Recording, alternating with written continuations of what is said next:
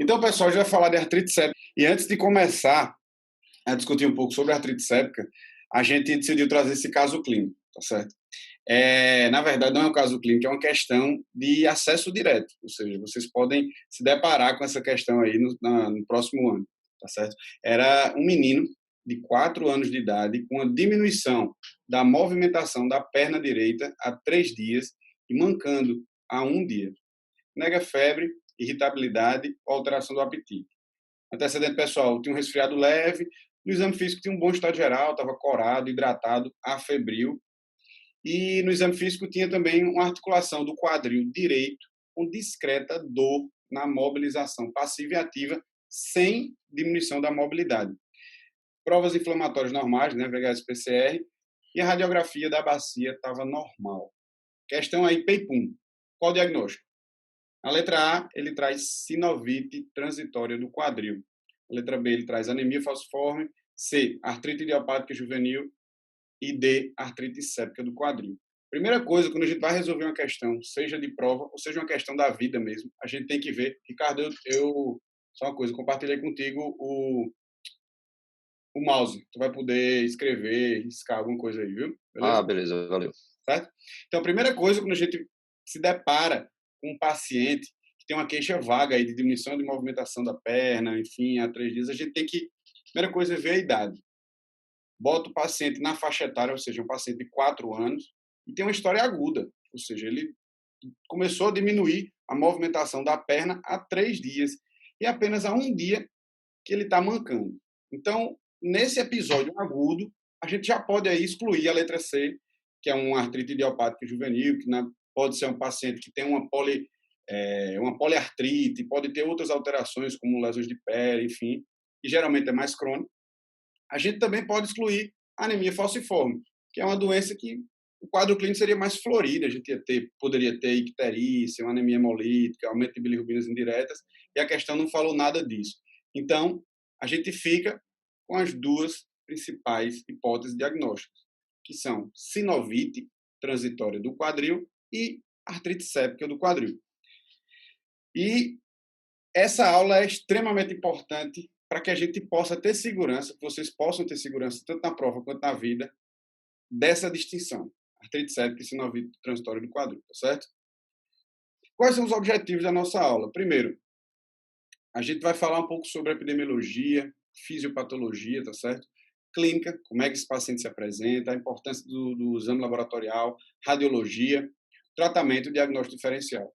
Por que eu botei essa imagem aí do Dr. House? Porque as infecções osteoarticulares, elas representam, de modo geral, certo? Não estou falando só de artrite séptica, elas representam um grande problema na ortopedia. Porque muitas vezes o antibiótico ele chega na corrente sanguínea. Porém, para chegar no osso, para chegar na região articular, a gente tem realmente uma deficiência em relação a isso. Portanto, na maioria das vezes, a gente, quando se depara com uma infecção osteoarticular, realmente a gente tem que agir rápido e tem que agir da maneira correta, certo?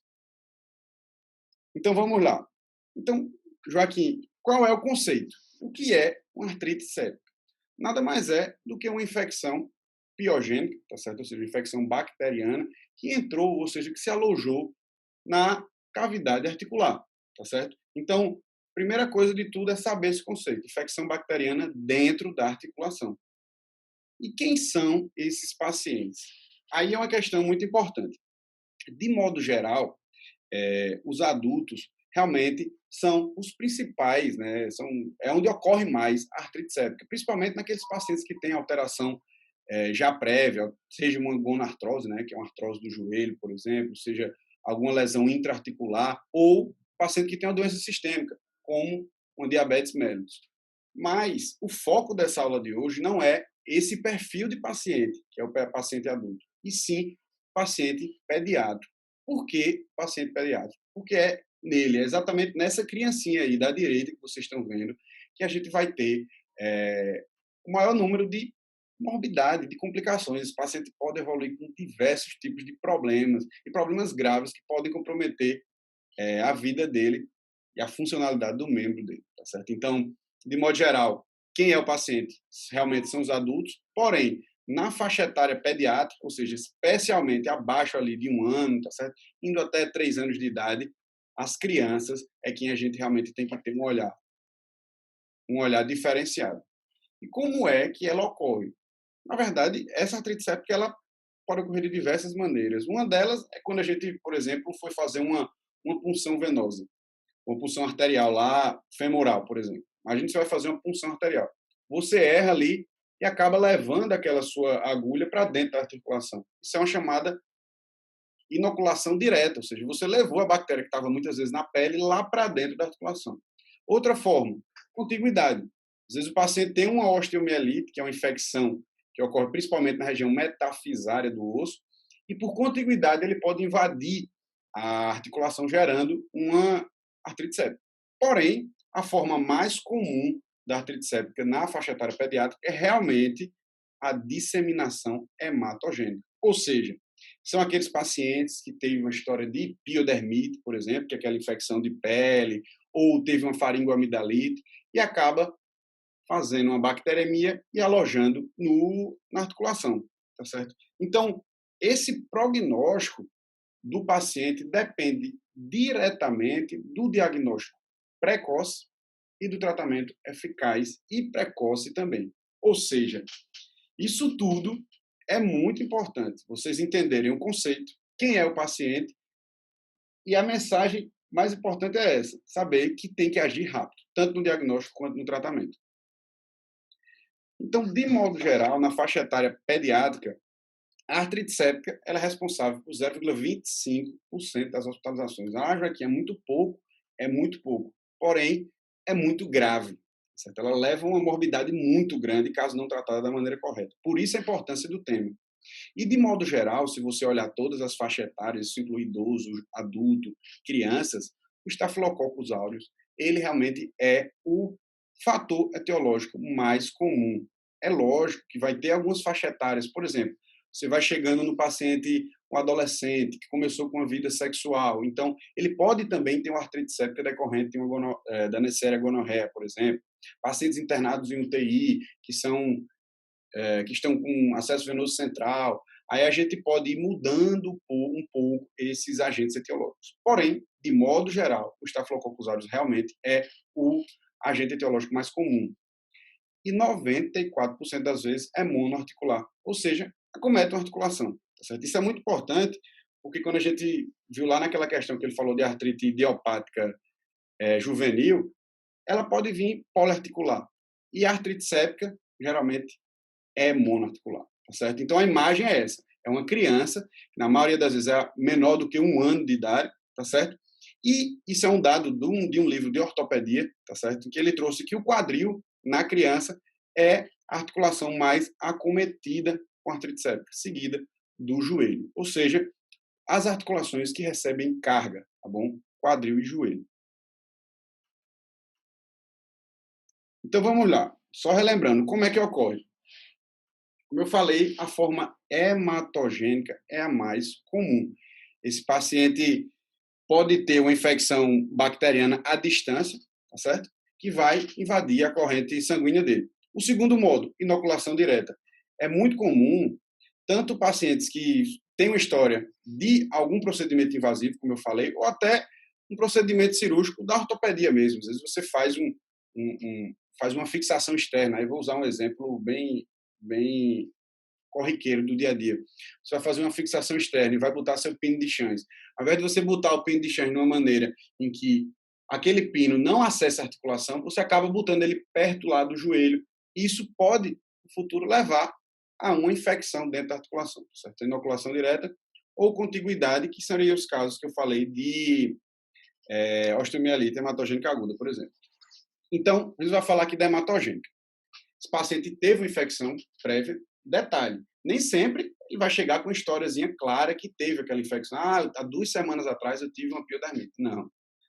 Você vai procurar por essa história e na maioria das vezes você não encontra, certo?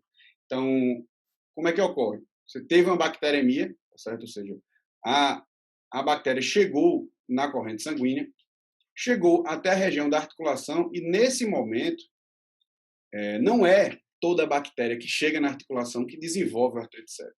Isso vão ter algumas variáveis. E entre elas são a própria virulência da cepa, ou seja, se aquela bactéria tem uma característica especial muito virulenta, tá certo? Segundo, próprias condições do paciente. Tem paciente que realmente é, tem uma condição clínica pior, tá certo? Desnutrido. Por isso também que a artrite séptica está associada a um baixo índice, né, socioeconômico, nível socioeconômico. Então, para que ocorra essa infecção, a bactéria tem que chegar na articulação, porém precisa também de um hospedeiro receptivo.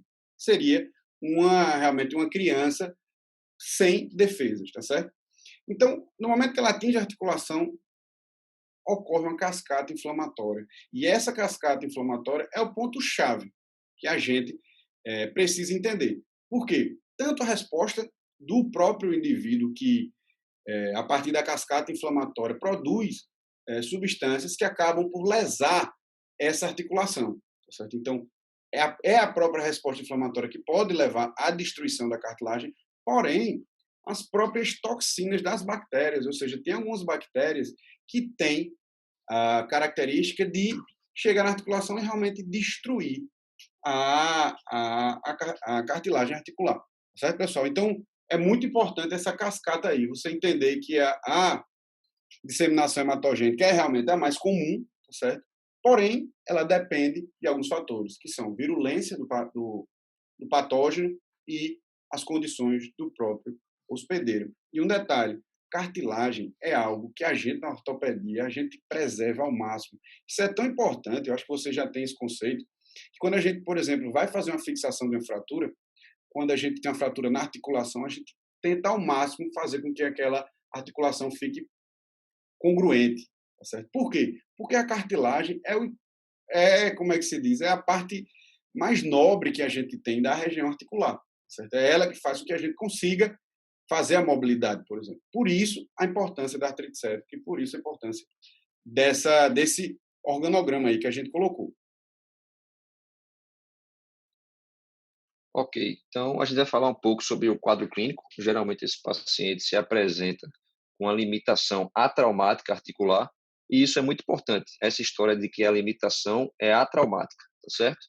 Então, para aquele paciente que é um paciente adulto ou um paciente pediátrico, porém ali nos seus 6 anos, que consegue referir a dor, isso aí está tudo bem. O médico vai lá, atende ele e vai dizer, ó, meu joelho direito dói. E aí fica fácil. Você vai direcionar o seu exame para o joelho direito.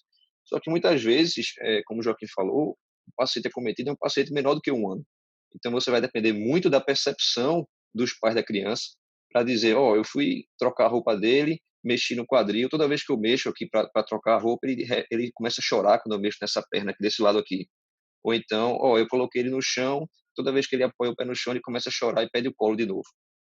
Então, é muito importante saber que muitas vezes o paciente não vai chegar para você dizendo, ó, meu joelho direito dói. Pode ser que seja, você tem que ter realmente uma suspeição diagnóstica. Esses pacientes também vão apresentar febre, e aí a gente vai ver que é um importante fator de diagnóstico diferencial com sinovite transitória. E no exame físico, é muito importante notar que esses pacientes têm irritabilidade articular. Então, no exame físico desse paciente, você vai encontrar aqueles sinais clássicos de flogose, dor, calor, rubor, eritema, edema, tá certo? Mas uma característica importante do exame físico é a irritabilidade articular, que constitui na piora da dor desse paciente quando você faz um movimento passivo ou ativo da articulação, tá certo? Muitas vezes, vamos supor que esse paciente seja um paciente acamado, que esteja entubado na UTI, e aí ele não consegue dizer, ó, doutor, quando o senhor mexe aqui, meu joelho dói muito, por favor, pare de fazer isso. Muitas vezes ele está entubado, ele não vai conseguir fazer isso.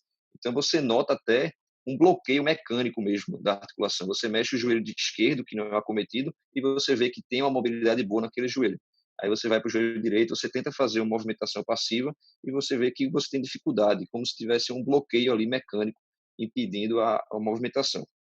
Então você vai pedir exames para esse paciente, você vai pedir provas inflamatórias, VHS, PCR, que você espera que esteja aumentado. Você vai pedir um leucograma, que também você vai esperar que esteja um aumento, que tenha um aumento dos leucócitos, e você vai pedir hemocultura, que nem sempre vai vir positiva, nem sempre vai detectar qual é a bactéria. E, além disso, você deve solicitar uma radiografia. A radiografia é boa para ver artrite séptica? Não, a radiografia não é boa para ver artrite séptica. A principal intenção da radiografia é o diagnóstico diferencial, tá certo? Então, de repente, você pensa que o paciente pode ter uma osteomielite, então você pede a radiografia e você encontra lá alguma lesão óssea, ou então o paciente, será que esse paciente tem um tumor ósseo? Você pede a radiografia, pode ser que apareça lá o tumor, tá certo? Ou então alguma doença que acomete o fêmur proximal, como epifisiólise, como doença de Leca-Alvepert, a radiografia vai te ajudar principalmente no diagnóstico diferencial, certo? Pode passar aí, Joaquim, que eu não sei se eu consigo passar aqui. Bom, então a gente vai solicitar aqueles exames, VHS, PCR, ecograma, hemocultura e radiografia, mas além disso sempre vem um questionamento importante em relação a você fazer ou não a artrocentese, você fazer ou não a punção da articulação, tá certo? Então, muitos autores, eles recomendam que você faça a punção articular, a maioria deles considera que você não consegue fazer o diagnóstico sem a punção articular, então, se é para fazer uma recomendação, é que você deve fazer realmente a punção articular. E aí, quando você faz essa punção, você punciona o líquido sinovial, a gente tem uma imagem da direita aí que tem duas seringas, a gente vê um conteúdo normal, que é a imagem da esquerda, tá certo? A gente vê que é um conteúdo ele é mais translucente, tá certo? Ele é um conteúdo mais claro, e a gente vê o outro conteúdo, a imagem da direita, é um conteúdo mais opaco, um conteúdo mais amarelado. Então, essa imagem da direita seria o conteúdo sugestivo de uma infecção bacteriana, enquanto a imagem da esquerda, a gente vê um líquido sinovial normal, tá certo? Então, uma vez puncionado esse líquido, você deve mandar para o laboratório, e aí você vai pesquisar por alguns parâmetros, como celularidade. Geralmente esse líquido infeccioso tem uma alta celularidade, alguns livros botam acima de 50.000, acima de 80.000, com o predomínio dos polimorfos nucleares. Você vai pedir cultura e GRAM desse líquido, tá certo? Mas muitas vezes a cultura não vem positiva. Alguns estudos mostram que até 70% das vezes esse líquido vai vir com a cultura negativa, tá certo? Então não é tão confiável assim, não é tão esperado assim que você encontre a bactéria. Diana avisou que daqui a 6 minutos vai encerrar a reunião, e aí, assim que encerrar, a gente cria um novo link, tá certo?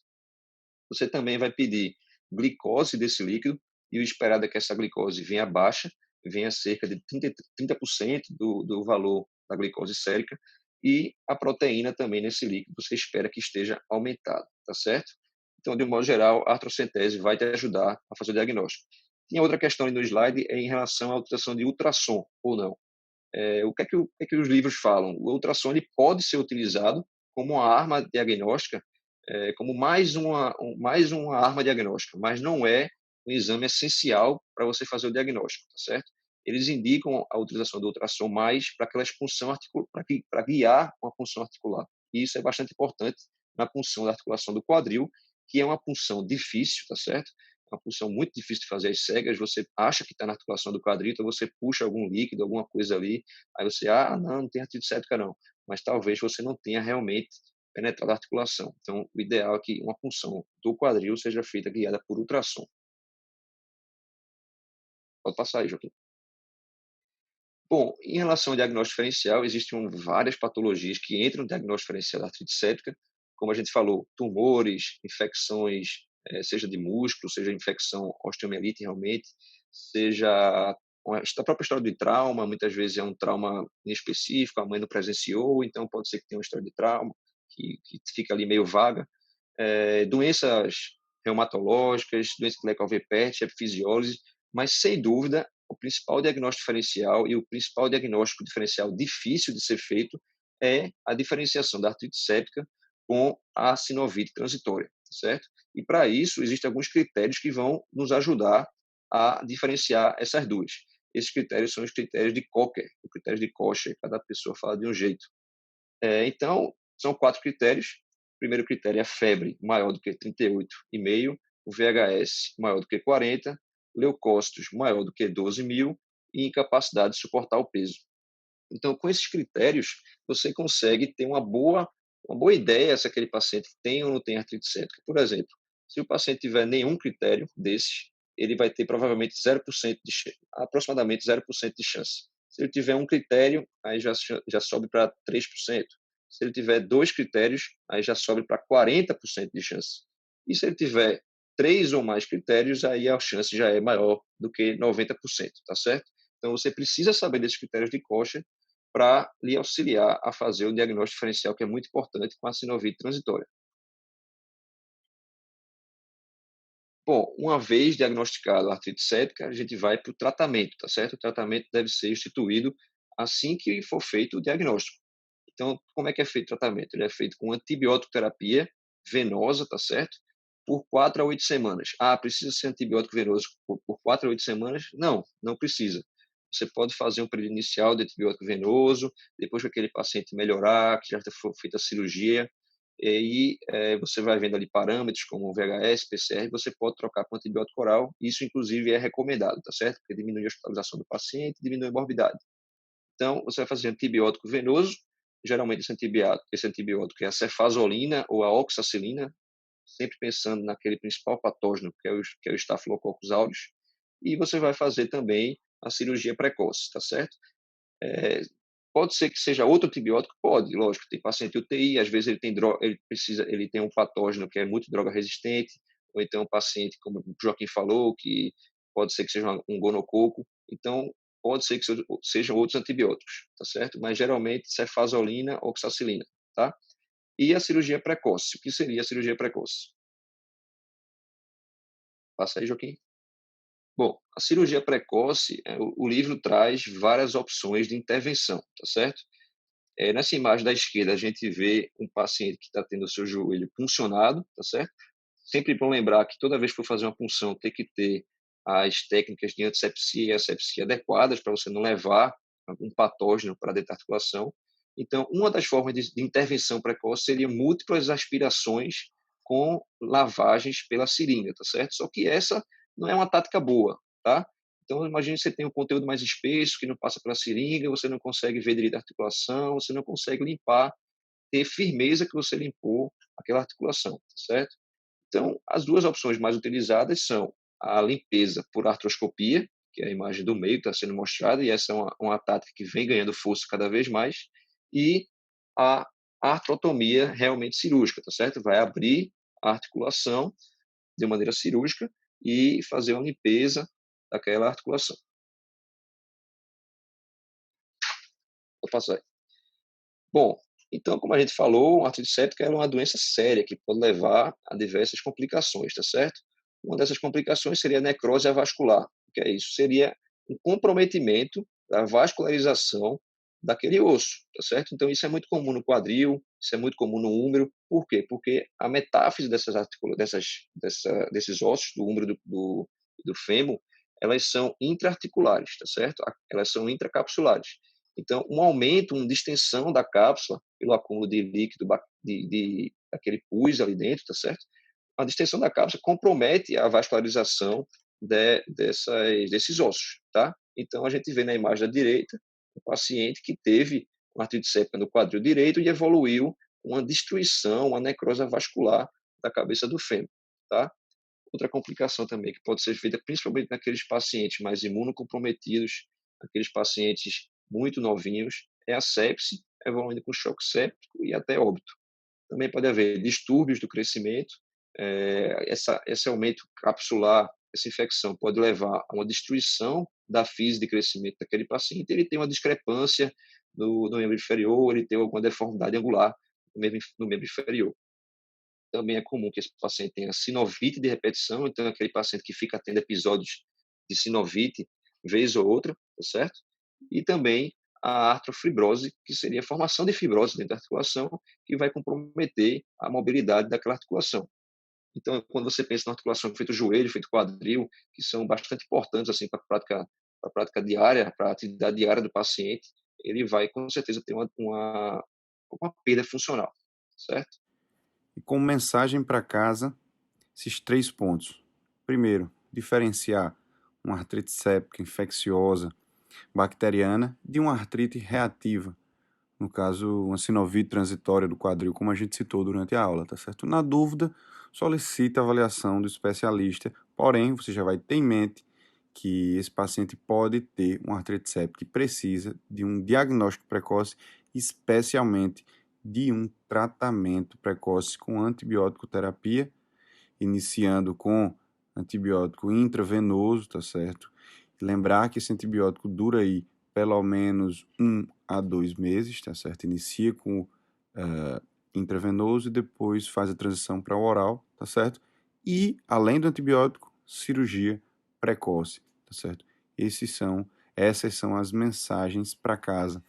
E, além disso, eu agradeço a Liga de Ortopedia do Rio Grande do Norte. É uma grande honra para a gente ter sido convidado por vocês para dar essa aulinha aqui pela internet. Tá certo, pessoal? Muito obrigado e parabéns pelo trabalho. É muito bom, eu fico muito feliz em ver que a gente tem ligas e pessoas, estudantes, no Brasil afora, que estão gastando seu tempo, investindo seu tempo no estudo da ortopedia antes de entrar na residência, tá certo? Então, meus parabéns e muito obrigado. E, além disso, a mensagem, para quem não conhece, nós somos Ortopedia QM, a gente tem um canal no YouTube, né, que é o canal Ortopedia QM. A gente também está no Instagram, certo? Ortopedia QM, onde lá a gente posta casos clínicos, flashcards de anatomia, de exame físico, aulinhas também, tá certo? E também estamos no Spotify, é o Ortopedia QMcast, tá bom, pessoal? Em qualquer dúvida, podem mandar por e-mail, nosso e-mail ortopediaqm@gmail.com. Então, muito obrigado e um abraço.